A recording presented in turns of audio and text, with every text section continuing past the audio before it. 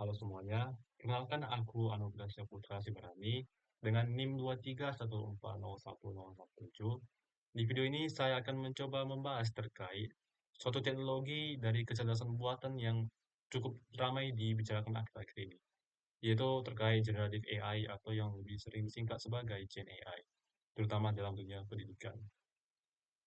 Jadi jika misalnya belum tahu, Gen AI itu adalah bagian dari kecerdasan buatan yang bisa menghasilkan konten baru seperti teks, gambar, audio, bahkan video juga dapat dihasilkan oleh AI.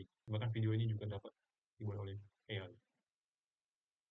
Di video ini kita akan bahas tuntas terkait apa itu AI, apa itu Gen AI lebih lanjut, manfaat dan kekurangannya, sampai bagaimana cara kita bisa meminimalisir risikonya dalam konteks pendidikan. Dimulai dari apa itu Gen AI. Jadi, apa sih sebenarnya generatif AI ini? Gen AI, seperti yang sudah kita bahas di awal, adalah teknologi kecerdasan buatan yang mampu menghasilkan konten baru berdasarkan pola dari data yang telah ada. Misalnya, Gen AI ini bisa membuat teks yang menyerupai tulisan manusia, atau bahkan menghasilkan gambar yang benar-benar mirip seperti buatan tangan sendiri, sesuai kemauan kita, sesuai dengan perintah kita yang kita tulis di komputer atau di handphone kita. Dalam pendidikan sendiri, Gen AI ini bisa membantu menciptakan materi pembelajaran seperti membuat rangkuman, soal latihan, atau memberikan penjelasan konsep dari suatu topik secara otomatis. Contoh penggunaannya misalnya seperti ChatGPT yang mungkin sudah sering kita dengar. Jadi Gen AI seperti ChatGPT ini bisa membantu siswa untuk lebih mudah memahami materi, bahkan memberikan visualisasi atau simulasi yang lebih menarik dan lebih interaktif untuk dapat dipahami oleh siswa. Kemudian apa sih manfaat generatif AI ini dalam dunia pendidikan? Jika berbicara terkait manfaat generatif AI ini bisa menghadirkan berbagai manfaat yang bisa mengubah cara guru itu untuk mendidik siswanya. Yang pertama, teknologi itu bisa mampu menciptakan pembelajaran yang lebih personal kepada siswanya.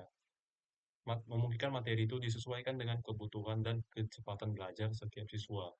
Dengan bantuan Gen AI, proses belajar menjadi lebih efektif karena siswa bisa mendapatkan materi yang lebih relevan dan sesuai dengan kemampuannya. Kemudian yang kedua, Gen AI ini bisa mendukung efisiensi kerja guru. Tugas-tugas yang administratif seperti membuat soal, merangkum, dan penilaian itu bisa lebih terotomatis. Sehingga guru itu memiliki lebih banyak waktu untuk berinteraksi dengan siswa secara langsung. Dan hal ini tentu dapat meningkatkan kualitas bimbingan dan pengajaran. Selain itu juga generatif AI ini bisa membantu menciptakan kreativitas dalam metode pembelajaran. Misalnya, Gen AI ini bisa menghasilkan konten visual dan audio yang menarik dan mendalam untuk membantu siswa memahami materi yang kompleks dengan cara yang lebih interaktif dan menyenangkan. Tak hanya itu, AI juga dapat membantu mengembangkan keterampilan lain seperti misalnya berpikir kritis, kerjasama tim, dan komunikasi dengan membantu siswa mengeksplorasi informasi dari berbagai sumber dan menyusun pandangan yang lebih komprehensif. Kemudian AI juga bisa berperan dalam mengembangkan kesadaran etika. Nah, penggunaannya yang bertanggung jawab mengajarkan pentingnya pemikiran kritis dan pertimbangan moral di era teknologi ini. Program AI yang bertanggung jawab juga memberi kesempatan bagi siswa untuk belajar keterampilan penting lainnya seperti literasi media dan informasi, serta pemahaman terhadap dampak teknologi. Namun di balik manfaatnya juga AI ini memiliki beberapa kekurangan. Kekurangan utama pada penggunaan Gen AI ini adalah ketergantungan siswa itu pada teknologi. Jika misalnya siswa terlalu sering menggunakan AI, mereka malah kurang terlatih dalam berpikir mandiri dan memecahkan masalah tanpa bantuan. Selain itu, AI ini juga memiliki masalah dalam memahami konteks pertanyaan atau inputan itu secara menyeluruh. Yang berarti kadang jawaban atau materi yang dihasilkan tidak selalu akurat atau tidak sesuai atau kadang mungkin tidak sesuai dengan harapan yang kita inginkan. Kemudian kekurangan lainnya adalah berkurangnya interaksi sosial antar siswa, yang di mana siswa ini akan lebih sering belajar secara mandiri menggunakan AI dan malah mengurangi komunikasi dia dengan guru dan teman-temannya. Hal ini akan mengurangi kemampuan mereka dalam berinteraksi sosial dan membangun hubungan dengan orang lain.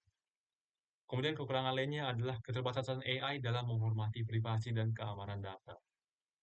AI jika kita gunakan dan kebanyakan AI, mereka itu mengumpulkan data tempat kita setelah menggunakannya. Dan data-data yang diperoleh ini bisa jadi mereka manfaatkan untuk hal-hal lain yang mungkin kita tidak ketahui. Yang mana data-data ini bisa dieksploitasi dan mungkin kadang penggunaan tidak sesuai dengan standar perlindungan data yang telah ditetapkan mungkin. Kemudian apa saja risiko penggunaan generative AI dan bagaimana cara kita meminimalisirnya? Penggunaan AI dalam pendidikan tidak hanya membawa manfaat, tetapi juga beberapa risiko yang kita harus waspadai. Salah satu risiko utama adalah bias data, yang dimana AI ini bisa menghasilkan informasi yang tidak netral salah jika kita salah jika data yang digunakan untuk melatihnya tidak seimbang atau berpihak. Dan untuk meminimalisirnya, pendidikan AI perlu mencakup kurikulum yang mengajarkan tentang literasi data, etika AI, dan literasi digital, agar siswa ini dapat memahami serta mengevaluasi informasi yang diberikan oleh AI secara kritis, dan mereka tidak langsung percaya dengan hasil yang diberikan oleh AI tersebut. Kemudian risiko yang lainnya yang mungkin mirip seperti kekurangan yang telah kita bahas sebelumnya, yaitu pelanggaran privasi data siswa. AI seringkali memerlukan data pengguna untuk memberikan hasil yang lebih akurat, tetapi penggunaan data ini harus mengikuti standar perlindungan data pribadi. Penting bagi institusi pendidikan untuk menetapkan kebijakan privasi yang ketat agar data siswa ini terlindungi dari penyalahgunaan.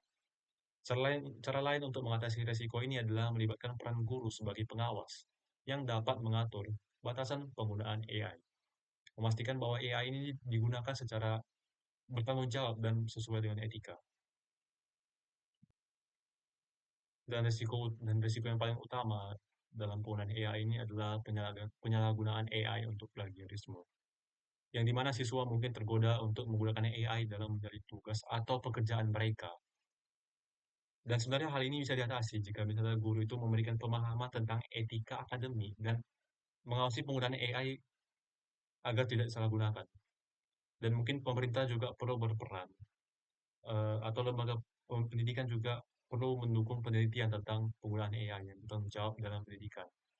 Misalnya menciptakan standar etis dalam penggunaan AI dan mempromosikan suatu inisiatif untuk mendukung kolaborasi lintas bidang dalam penerapan teknologi AI di pendidikan.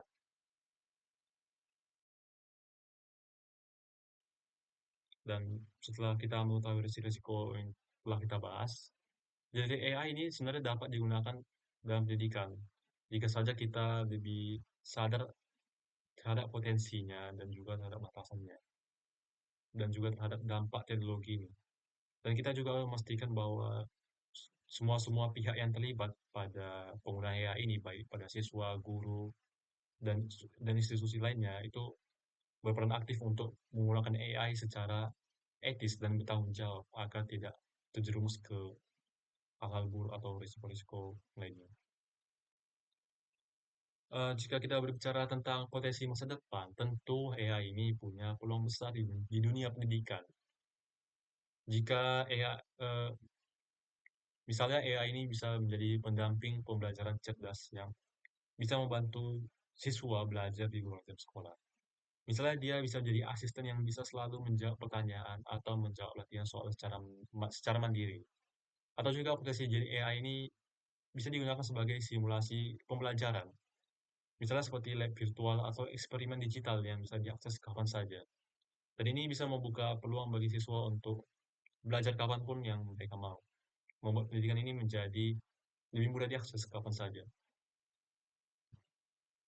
Sebagai akhir kata, generative AI ini tentu punya manfaat yang besar dalam mempermudah dan membuat pembelajaran itu jadi lebih fleksibel. Tapi kita juga perlu bijak untuk menggunakannya agar siswa ini tidak berke, tidak berketergantungan, serta menjaga privasi dan etika dalam penggunaan. Dengan begitu, Gen AI ini bisa menjadi pendukung yang positif untuk menciptakan sistem pendidikan yang lebih maju dan efektif.